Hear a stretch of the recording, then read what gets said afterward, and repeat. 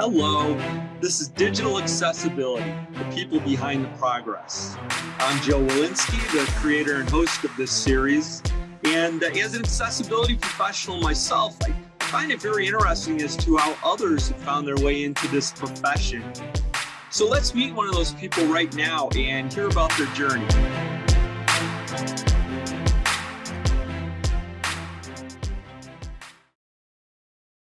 All right, well, it's time for another episode where I have the opportunity to speak with an accessibility practitioner. And today I'm pleased to be joined by Dominique Wheeler. Hello, Dominique. How are you today? Hi, I'm doing well. How are you? Oh, it's really good. It's a fairly nice day at my home office on Vashon Island, which is near Blink's Seattle headquarters. Where are you talking to us from? I am here in our capital, Washington, D.C. Well, it's great to have you as part of the program. And one of the things we always like to do off the start is just learn a little bit about what you're involved with now. So, maybe talk a little bit about the types of things that you do on a day-to-day or week-to-week basis. And then we can go back in time after that. Okay, well, thank you for having me. So I am Dominique Wheeler. I live in Washington, D.C., and I currently support the Department of Homeland Security headquarters as a 508 accessibility tester. I have a few different roles. My federal role, I'm considered an IT specialist. The office I support is the Office of Accessible Systems and Technology. Our office oversees all of the program management for all of the accessible system, software, programs, training, hardware, anything pertaining to accessibility, including accommodating people who need access to any type of AT within the federal agency. So we do a lot of reasonable accommodations that support our agency.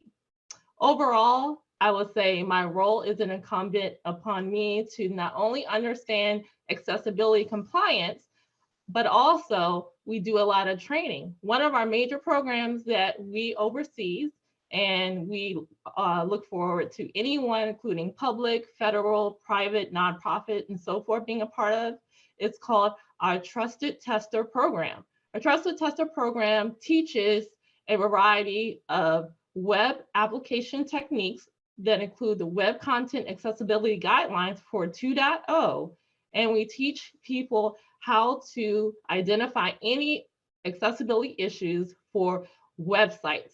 That can be any type of applications, that could be software and so forth. So that is one of the things that our agency does. If you are interested in being involved in learning how to become a trusted tester and having that within your organization, please feel free to reach out to our help desk at accessibility@hq.dhs.gov. I probably will announce that at the end of this presentation, but that's a great way or a great start to get involved in understanding how to become an accessibility specialist. We also have other programs that we offer. If you are interested in document remediation, such as PDF, we offer training on that as well within our program. How I got involved in this was pretty interesting. This is not something I actually went to school for. I kind of got into it over a combination of things. My undergraduate degree is actually in global terrorism from George Mason University, which is located in Fairfax, Virginia. That's what I would say I got close to having an understanding that I wanted to be included in something that allowed me to understand how to identify issues. And at that time, since was getting a degree in global terrorism, it was concerning global conflict. However, for my focus program, in order for me to graduate, I started working with a nonprofit organization in Baltimore, which allowed me to have understanding of what was going on in the public school system for students that were having issues with going to college. So the program I worked for, or nonprofit actually, they were starting a robotics program to teach students how to pass their high school assessment tests, because Baltimore at that time, period of time, had one of the lowest attrition rates in Maryland. So in that program, I was actually a mediator. So I worked with the math teachers and the students to come up with a curriculum to teach them how to pass their high school assessments. Unknowingly, I learned about another program, which is what I got my master's in from the University of Maryland, Baltimore County, also known as UMBC. And I got my degree in instructional system development training systems because I learned there was an avenue or a platform for me to continue to provide curriculums to people, regardless of it being a nonprofit organizations, high schools, higher ed, federal, corporate, etc.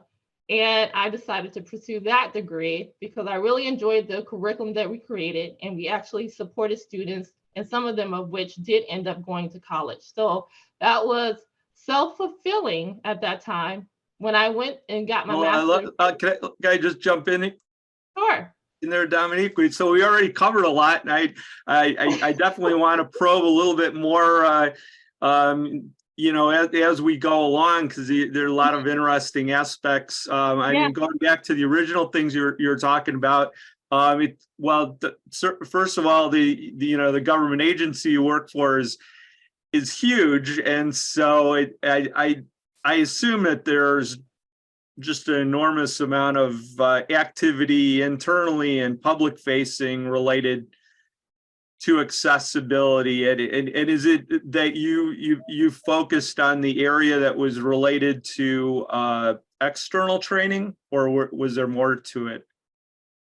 At my current agency, I would say we focus on everything. There isn't, I would say, one thing we do not touch. We touch external personnel that may not directly interface with the government, but they may be a vendor or someone in search of having business with our agency. So they may come in and want to pitch what they are doing and to get a contract with the agency. So that's one way we can have access to external. Also, as it pertains to the Trusted Tester program that I spoke about recently, it's also open to the public. So not only do we get people, or students rather, from the federal government that want to participate in the Trusted Tester program, which is a certification program and is well known throughout the accessibility industry. But we also get students from all over the world, from India, from the UK, from Africa, of course, Australia, other parts of there. So we get people from all over. Another avenue we do focus on a lot, like I mentioned before, is our documents. There are a lot of documents that are going throughout, electronic documents, that's what I'm referring to. There are going throughout the government. So we do have a lot of components that also require remediation, and at times they will ask us to support them. So I support headquarters, but overall, all of Homeland Security is over 12 different components. Some of the components you may have heard of are TSA, CBP, Secret Service, and so forth. So there are times when we also have to interface and support other agencies across Homeland Security as well. We also, recently I learned that there was a Pennsylvania debate recently, and in that debate, one of the candidates, he required captioning technology in order to participate in his interview. That technology is called DHS CAPS. That is also part of DHS, and it is widely used within our agency as well. So even in the public sector, I would say, as it pertains to us having these political debates and so forth, there are aspects of what we do in our agency and also in my particular component that also are external and public facing as well.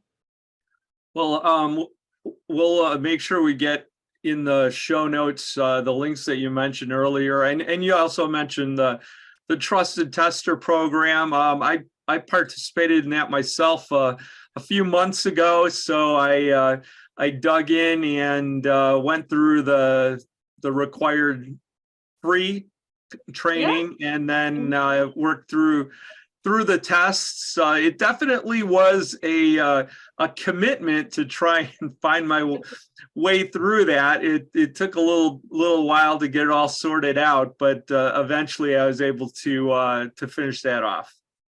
Yeah, it's a great program. I know there are a lot of other training programs out there, such as the Web Accessibility Specialist Program through the International Association of Accessibility Professionals that also teach you about web accessibility. But one thing I enjoy about our program is not only do we provide you the knowledge base of how to test and the WCAG standards and Section 508 standards and so forth, but the program also provides a platform to provide demonstrative mock websites, which allow you to practice and learn how to apply the test process in a real world scenario. And I think that is very important when you are doing web accessibility testing, because there are a lot of issues and sometimes things that you may not necessarily fully understand. So having the ability to not only test your knowledge base, but also to be able to have a simulated environment where you can learn the proper techniques to become a tester is also very important. Well, let's get back to the story that you were leading forward, and so it sounds like after you did your foundation education, that's where you started to get into working with some organizations, and so was that where you just more or less became aware of accessibility, or did you start to work with it as something that you needed to do in your jobs? So I didn't know anything about accessibility probably until my second year of working after I graduated with my master's degree. When I graduated, I became an instructional designer, and the first organization I worked for, I was a consultant for Booz Allen Hamilton. And at Booz Allen Hamilton, I worked mainly on contracts pertaining to Department of Defense. And there, we had to use a lot of e-learning authoring tools to build web-based training, also known as WBTs. With that in mind, that was my first understanding that our applications had to be 508 compliant. Still didn't know what that meant. It wasn't required necessarily for me to do it yet, but that was when I first learned the words of 508 when I started supporting Department of Defense at Booz Allen Hamilton. I would say when I first actually started to really dive in and learn and actually utilize the principles is when I worked with another contract also for Department of Defense. And that is when I met the 508 coordinator. And we had a roundtable about all of the compliance that was necessary for the training. This time now I'm a lead trainer, and I'm building all of these trainings using Articulate, Captivate, and Camtasia, and so forth. And I'm learning that they all need to be compliant, and we need a checklist. The agency or the component I supported at the time, they didn't even have a checklist available yet. So I had to go and do my own research and create a credible checklist to go through and have these meetings with the 508 coordinator before the applications would go live. So that was when I first started working in the 508 space. And at this time, I would say that was 2012.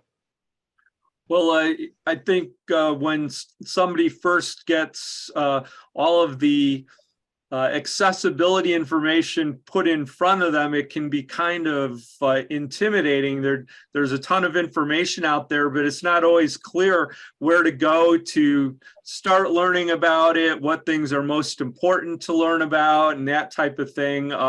Did you have some guidance at Booz Allen Hamilton or in your other contract work, or did you just have to kind of dig in and find your way through to what you needed?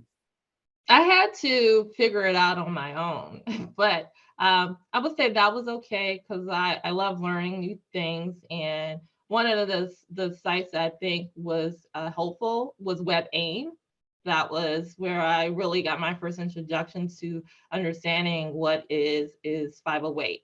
And also because I was still an instructional designer at that time, one of the other sites that I used that was very instrumental as an instructional designer, and some other instructional designers were also asking the same questions, is called eLearning Heroes.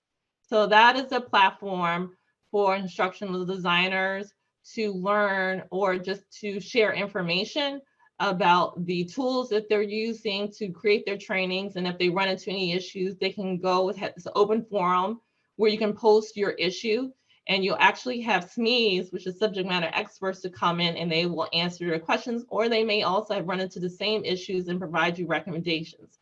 So I found those two sites or platforms very instrumental in helping me as a stepping stone to get into this industry. And so since then, has it just been a progression of moving between different projects and different departments, or and how are things different as you moved around in those different roles? I would say it definitely has been a stepping stone. I started my career initially as an instructional designer with accessibility in mind, but accessibility still wasn't at the forefront, meaning that it wasn't something that we thought about in the very beginning prior to our development. It was something that was still on the tail end. As I started to progress and learn more about the industry and so forth, I actually decided, I didn't really switch careers, but I decided that I wanted to focus more so in the 508 arena.